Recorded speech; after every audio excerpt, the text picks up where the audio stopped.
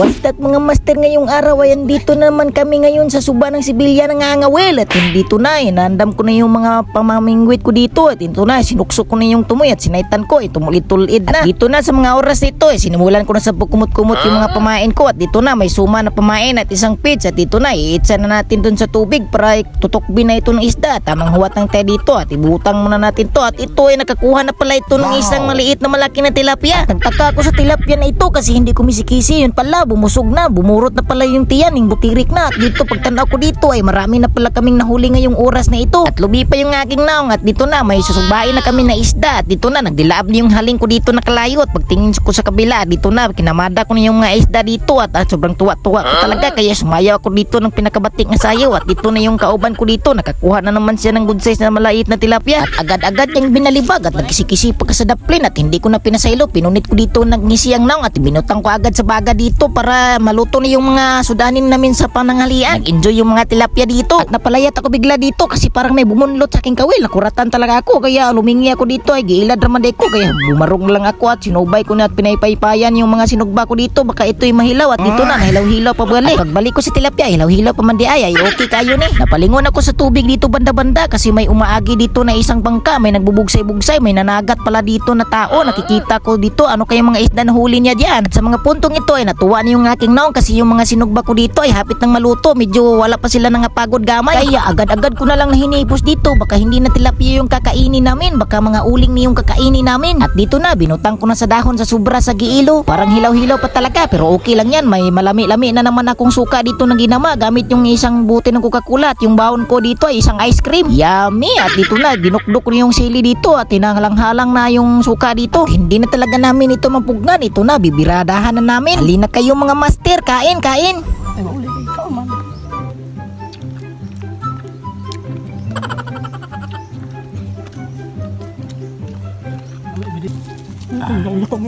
Buhay yan